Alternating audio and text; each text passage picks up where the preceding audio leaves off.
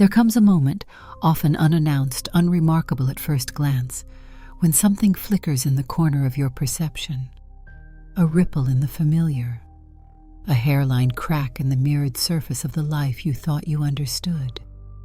You could be walking down a quiet street, scrolling through a glowing screen, or lying awake between dreams and dawn when it arrives. A presence, a realization, not a voice, not a thought exactly, but a question, a living question that tugs on the threadwork of your reality and whispers, "What if everything you've ever known is just a shadow of what could be seen?" You pause, not with panic, but with awe, because something within you recognizes the invitation. The veil is thinner here.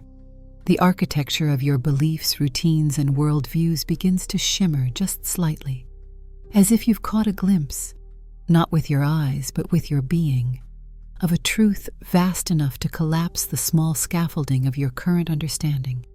And in that instant, you're not being told what to believe. You're being shown what you've always sensed beneath the noise, that reality isn't as fixed nor as external as you were led to believe. That you are not merely in the world, you are the lens through which the world is shaped. This knowing, is not intellectual, it is seismic. It doesn't come dressed in theories or spiritual jargon. It arrives like lightning striking wet earth, electric, primal, and irreversible. If you knew this, really knew it, your perception would shift like the tectonic plates of an ancient ocean, and your entire life, without effort or resistance, would begin to reconfigure around the new axis of awareness. Everything, your relationships, your purpose, your struggles, your joy, would begin to orbit a different center. Not because anything outside of you had changed, but because the seer had awakened. So stay. Breathe this in slowly. The words that follow are not meant to fill your mind, but to stir your remembrance. There is a language beneath this language, a frequency you'll feel rather than comprehend. And if you allow it, it will begin unraveling the illusion, strand by strand. Let it pull gently. Let it loosen the old knots. Let it whisper to that part of you that has never forgotten, even when the world tried to make you forget. And before we truly dive deeper into this cosmic unraveling, a simple yet powerful request. If you're feeling the vibration of what's beginning here, if some part of you is leaning forward, curious, stirred, unsettled yet oddly at home, stay with us until the end of this video. There's something here for you, and if you haven't already, subscribe to this channel, not just to receive more of what resonates, but to declare to yourself that you are choosing to wake up, not later, but now. This is not passive content. This is a mirror being held up to your soul's forgotten depth. Because this isn't just about ideas. This is about transmission, a signal that cuts through the fog of conditioning and plants something ancient into your present awareness, like a seed of remembrance encoded with the truth you came here to live. And yes, there is something here that can alter the trajectory of your entire life in a single moment, but only if you're ready to look beyond the veil of ordinary seeing. Let's be clear. What follows isn't a self-help lesson. It's not a trick, a life hack, or a motivational slogan. It is a slow uncovering of the sacred geometry behind what you call reality. It is about seeing, not with the eyes, but through them. Because what if you've been living inside a dream woven by your senses, your culture, your past, and your pain? And what if there's another way to see that burns all illusion to ash? If you knew this, it begins with that sacred tension between knowing and not yet knowing, between the comfort of what's familiar and the awe of the unknown. The truth we speak of here is not a destination, but a lens. And once you look through it, there's no going back. And that's not a threat. It's a promise. Because what lies on the other side of this shift isn't just a new worldview. It's freedom. Freedom from false narratives. Freedom from inherited limits. Freedom from being the echo of someone else's dream. You see, transformation doesn't happen by adding more to your life. It happens by subtracting the filters that distort what was always whole. And this is what this message carries, a call to remove the blindfold, a moment to stand at the threshold of perception and say, I am willing to see differently. Not because you've been lied to, but because the deeper truth has always waited patiently beneath the surface of your attention. The ancients spoke of this shift in countless ways. They called it gnosis, awakening, the unveiling. Poets described it as being reborn in the same body with new eyes. Mystics warned that the price of true sight is the death of the false self, and yet they also whispered of the joy that floods in when the illusion crumbles. That joy, the one that cannot be explained, only felt, that is the signal. When the heart leaps without knowing why, when the silence becomes louder than the noise, when a simple moment becomes drenched in meaning, you are getting close. This is the invitation. This is the key. So now we begin. Not by adding, but by remembering. Not by racing forward, but by returning inward. The doorway is already open. You are already here. All that remains is to see. Once you step through the invisible threshold, once the curtain begins to lift, you realize that the world hasn't changed. You have. What you used to interpret as solid, definite, unquestionable suddenly feels porous, dreamlike, like mist taking the shape of a statue. The form remains, but you sense something deeper pulsing underneath, a rhythm, a geometry, a silent intelligence organizing what you thought was random. You are no longer just living. You are witnessing. You are no longer the actor lost in the play, but the audience awakening mid-scene, stunned by the brilliance of the script and wondering who wrote it.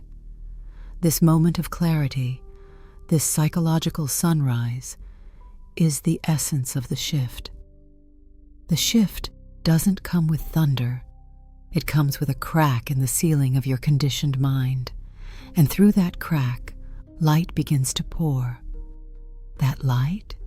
It's awareness. Pure, unfiltered, unmodified by opinion or memory. And when it touches the things you thought were permanent, they begin to melt. You see through them, you see into them, and most shocking of all, you see that it was you who unknowingly held them in place all along. So what is the core of "if you knew this"? It is the realization that reality is not fixed. It is fluid. It responds, bends, and reconstitutes itself according to your level of perception. You don't see the world as it is. You see it as you are. Your eyes don't just observe. They project. Your thoughts don't just analyze. They cast molds. Your beliefs aren't passive reflections. They are creative engines, shaping what shows up in your experience. That's not just poetic language. That's physics of the soul. Think of your life as a mirror. Most people stand before the mirror and try to change the reflection, adjusting their careers, relationships, habits, without realizing that the source of the reflection is within them. They try to polish the mirror, rearrange the scene, buy better lighting, but the face in the mirror stays the same because they have not changed. If you knew this, if you truly knew this, you would stop trying to fix the reflection and start transforming the source. You would stop battling shadows and turn toward the light that casts them. Another pillar, equally essential, the distinction between illusion and truth. And no, This doesn't mean that everything is fake or meaningless. Quite the opposite. The illusion is not in the things themselves, but in the way they are interpreted. We confuse surface with substance, form with essence, noise with signal. We believe we are separate from the world we see, forgetting that the observer and the observed are entangled in a sacred dance. You are not a guest in this reality. You are a participant in its unfolding. Every thought you hold, every emotion you linger in, every inner narrative you repeat, they become brushstrokes on the canvas of your life. And yet the tragedy and the comedy is that most of us are painting blind. We've inherited colors we didn't choose, stories we didn't write, frameworks that reduce us to roles in a script authored by fear, by tradition, by repetition. If you knew this, if you really saw how much of your reality is built upon unconscious agreements, invisible contracts signed in the sleep of childhood, you would laugh, you would cry, and then you would begin again. And here lies a third current of truth. Awakening is not about adding more knowledge, more practices, or more layers of self-improvement. It is about subtraction, peeling back, shedding. The truth doesn't need to be constructed, it simply needs to be uncovered. Like a sculpture hidden beneath years of dust, your clearest perception waits just beyond your assumptions, your inherited beliefs, your habitual seeing. Remove them, even slightly, and what shines through is not a new world. It's the original world, the one that has always been here, glowing softly behind the fog of misunderstanding. When you begin to live from this awakened seeing, the outer world might not shift all at once, but your relationship to it does. And that changes everything. Because the world is not what happens to you. The world is what arises through you. You become the prism through which light is refracted into experience. You realize with a gasp that the map you were following was never the territory. It was a sketch someone else handed you. And now, with this new vision, you are ready to burn the map and explore the terrain directly, barefoot, eyes open, heart awake. The final cornerstone for now is this: you are not a mistake. You are not broken. You are not behind. You are not too late. If you knew this, if this simple truth lived in your bones, you would stop chasing worth and begin embodying presence. You would see that life is not testing you, but inviting you. Every challenge, every heartbreak, every silence, every delay, they were never blocks. They were clues, signals, echoes from the deeper dimension of your own being, calling you inward to remember. This is the foundation. This is the architecture beneath the architecture. These are the core frequencies from which this entire exploration blooms. Long before the modern world learned to dissect reality into formulas and functions, before we exchanged mystery for measurement, our ancestors spoke in symbols. They didn't just describe life. They dreamed it aloud through parable, myth, and metaphor. They knew something we've nearly forgotten: that some truths are too vast, too sacred, to be captured by literal words. They must be felt through stories, not understood in fragments. Let me take you now to the first of 3 symbolic landscapes, each a living mirror that reflects the central pulse of this message. If you knew this, you'd change how you see, and your whole life would instantly shift. The mirror. In a forgotten temple surrounded by mists, there stands an ancient mirror, not crafted by human hands, but born of stardust and silence.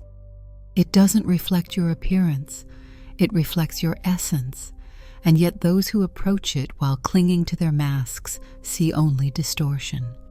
Their image wavers like smoke. They believe the mirror is broken, not realizing it is they who are fragmented. One day, a traveler arrives. She is tired, worn from years of seeking answers in every corner of the world. She stands before the mirror and sees nothing at first, only emptiness. But something inside her whispers, "Stay. Strip away the roles. Drop the armor. Let go." And as she does, piece by piece, the image in the mirror begins to resolve, not as a face, but as light. Pure golden, pulsing light. She weeps, not from sorrow, but recognition. The mirror hadn't been empty. It had been waiting for her to remember who she truly was, beneath the noise of her identity. This mirror lives inside you. The moment you cease chasing validation from external sources and dare to look directly within, you encounter this same radiance. Not because you have finally earned it, but because it was never missing. You see, if you knew that your life was constantly reflecting your inner state, if you treated every conflict, every praise, every delay as feedback from this divine mirror, you would no longer feel powerless. You would feel aligned, empowered, awake. The Mask. The second story is older than time and repeated in countless forms. It is the tale of the mask. There was once a child born into a land where everyone wore masks, not just for ceremony, but every hour of every day. Some masks smiled, some looked powerful, others wept. The child, curious and open-hearted, didn't understand why people acted one way but looked another. So one day she asked, "Why do we wear these?" The elders laughed softly. "To survive," they said. "Without them, you'll be judged. You'll be weak. You'll be unseen." And so the child put on a mask too. First it felt foreign, but soon it became comfortable, like armor. Over time, she forgot she had ever been without it. Her true face faded into memory. Years passed. She played the roles expected of her, earned the approval she was taught to seek, but felt hollow. At night, alone, she'd touch her mask and wonder, "Is this who I really am?" One day, an accident cracked the mask. She panicked at first, afraid others would see her, but then something unexpected happened. A stranger looked into her exposed face and smiled with awe.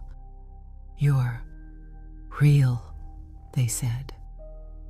That night she stood by a river, watching her reflection shimmer in the moonlight, and for the first time in years, she removed the mask completely. The wind kissed her skin, the stars seemed to bow, and a voice, not from outside, but deep within, whispered, "Welcome home. This is your story, and mine, all of ours. Every mask we've worn, people-pleaser, achiever, rebel, caretaker, victim, they were crafted to keep us safe. But what once protected now suffocates. If you knew this, if you knew that your authenticity is not a risk but a gateway, you'd stop editing yourself to fit others' expectations and start revealing the divine blueprint etched into your soul. The flame. The final symbol is the flame. In a cave at the edge of reality, a small flame burns, untouched by time. It is said that whoever finds this flame and dares to carry it into the world will never again be ruled by fear. But to reach it, one must pass through darkness, illusion, and the great forgetting. Many turn back, some get lost, but a few, guided by something older than desire, continue. One such pilgrim arrives, bruised but unbroken. She kneels before the flame and it speaks, not in words, but in warmth. You are not here to find the flame. You are here to remember you are made of it. And in that instant, her body glows from within. The fire is no longer separate. She is no longer seeking. She is. This flame is your awareness, your essence, the part of you that never dies, never ages, never fears. If you knew this, if you knew that beneath your doubt, your story, your pain, there is a light that cannot be extinguished, you would stop trying to earn worth and simply be it. These symbolic narratives are not just poetic entertainment. They are encoded maps. The mirror teaches you to see yourself clearly. The mask dares you to live in truth. The flame reminds you that you were never separate from the source. Together, they form a trinity of awakening, perception, authenticity, and essence. And now, having traversed this symbolic terrain, we are ready to return to the practical world, not to leave the mystery behind, but to live it forward. Once the symbols have spoken and the veil has thinned, a new question inevitably arises. How do I carry this sacred knowing into the unsacred noise of the everyday? How do I live, pay bills, hold relationships, experience heartbreak, sit in traffic, and scroll through the chaos of modern life while still remembering that I am the mirror, the one behind the mask, the keeper of the inner flame? This is the quiet revolution, and perhaps the most mystical act of all, to integrate the cosmic into the ordinary. Because awakening isn't meant to extract you from the world. It's meant to transform how you move within it. Enlightenment isn't escape, it's embodiment. Let's begin here. Every moment of your life becomes meaningful when you realize that reality is responsive. It is not a monologue, it's a dialogue. Every reaction, resistance, or repeated loop in your external world is not a punishment or accident.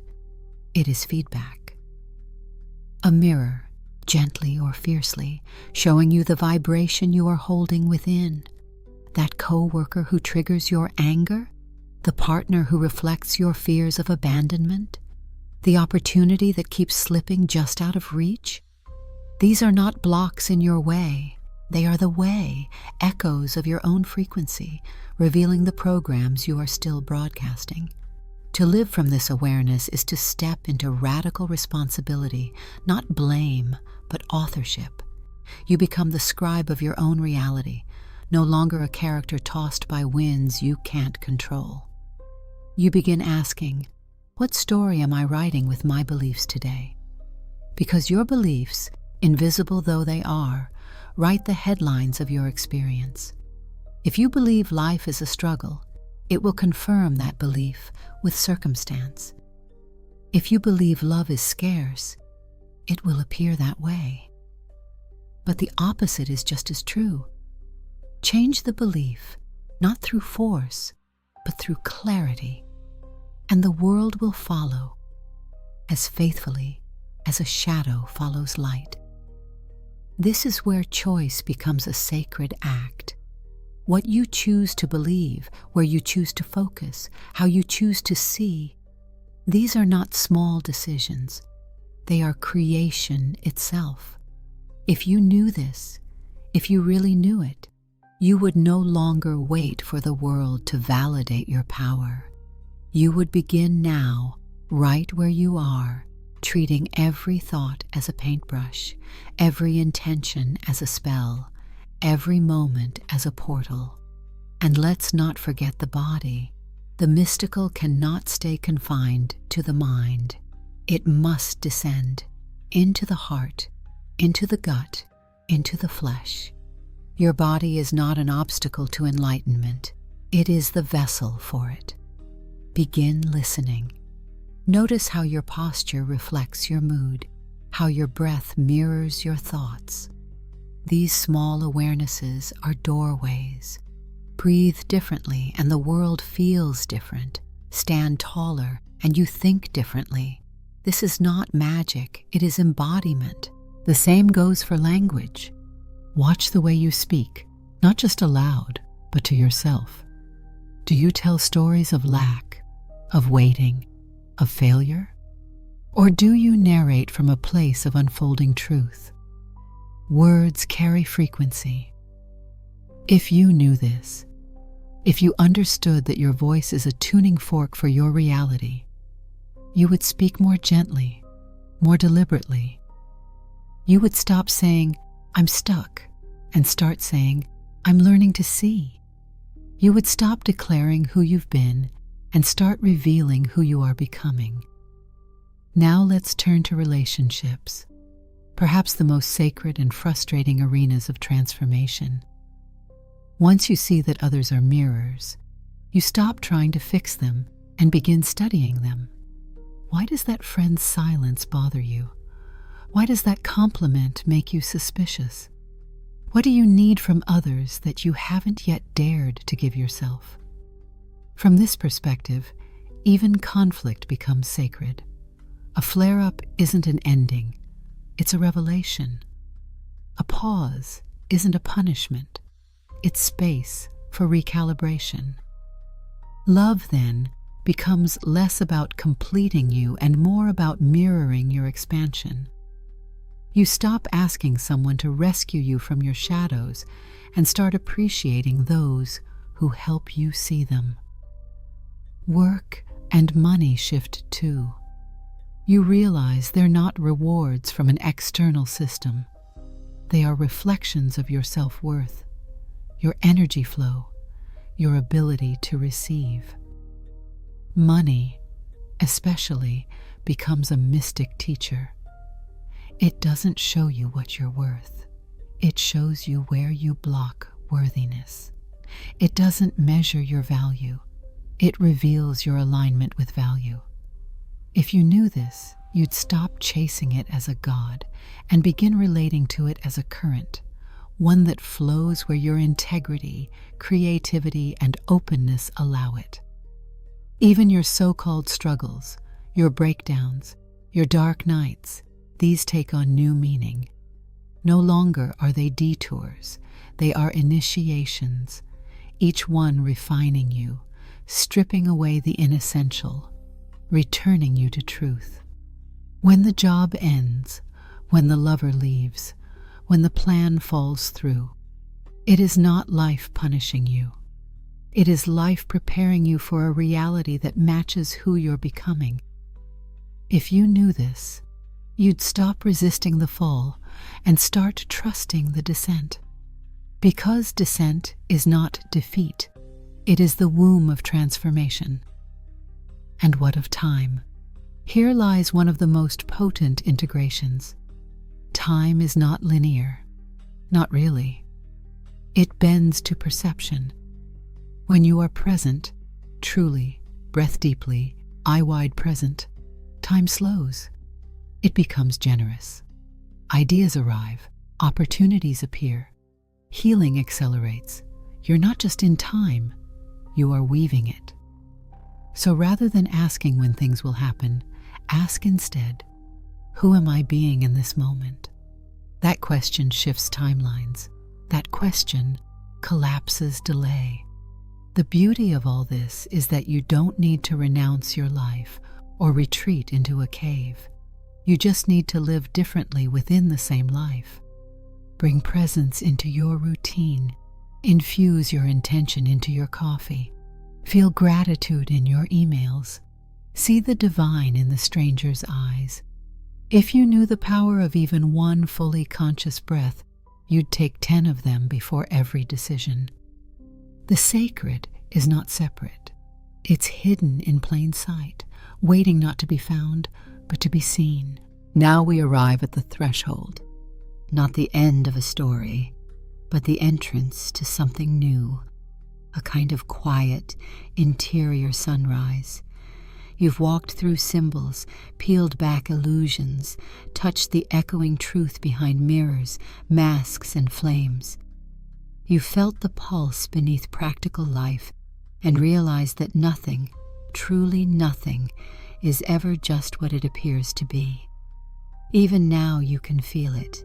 The air is different, charged, like something has cracked open inside you. Because here is the final secret, the sacred thread that runs through it all. Your perception is the architect of your universe. You are not here to survive within reality. You are here to shape it. You are not a passive observer, not a bystander in the grand design. You are the artist and the canvas. You are both the seeker and the key. If you knew this, you'd stop waiting for signs and start becoming one. You'd stop asking whether you're ready and understand that readiness isn't a moment. It's a choice, a decision to no longer sleepwalk through patterns inherited from fear, from culture, from wounds. A decision to see differently, even if the world hasn't yet changed, because the instant you shift, everything does. But this isn't meant to end as philosophy. It is meant to begin as embodiment. As you return to the everyday, carry this frequency into your conversations, your routines, your posture, your presence. Don't just remember what you've heard. Become what you now know. Become the clarity in confusion, the presence in noise, the love in fear. Be the person whose very being makes others question the nature of reality, not because you preach, but because your presence feels like truth. This is your invitation, to wake up in the middle of the play and begin co-writing the script, to stop asking, "What is the meaning of my life?" and instead declare, "I give my life meaning." To stop waiting for the stars to align and realize you are the gravity that aligns them. To stop hoping for miracles and recognize that your breath, your awareness, your capacity to choose are the miracle. You don't need to be perfect. You don't need to understand everything. You don't need to have all your shadows healed. You just need to see, truly see, that you are not the echo. You are the original voice, not the passenger of life, but the pilot, not the reflection, but the light itself. So let this be your transformation, not through effort, but through clarity, not by becoming someone else, but by finally being who you are without the veil. And if that feels terrifying, good, because transformation always does. It's the moment before the wings unfold, the silence before the first note of a new song. Now close your eyes, just for a breath, and ask yourself, not with your mind, but with your soul, what would change if I truly saw myself as the source, not the result? The answer doesn't come in words. It comes in how your next moment unfolds. This is not the end. This is the shift. This is your life, reborn,